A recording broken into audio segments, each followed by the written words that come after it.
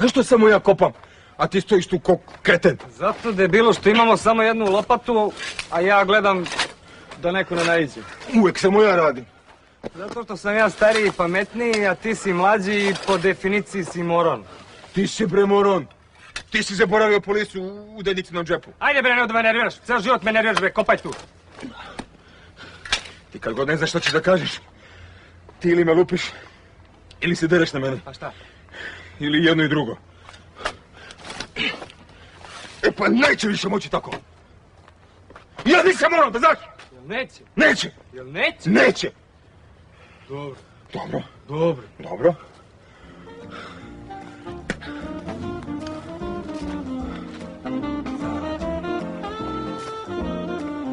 Šta sad? Ništa. Kako ništa, ko će bre da kopa? A šta misliš ko će da kopa? Šta misliš ko će da kopa? Moronu po definiciji, pizdati materija. Ti ćeš da kopaš, manoze! Vidi, sad sam mi ruku povredio zbog tebe, vidiš šta mi radiš? Izvini. Šta izvini? Šta izvini? Izvinjaj se mami svojoj. Ti ništa tako izvini i gotovo. Izvini bre. Nikad se ne pitaš kako je meni, bre. Što mora da te, to me stalno nerviraš i udaram te, bre. To me burazeru boli, bre, u duši me boli. To mora da te udaram, a moram kad si moram.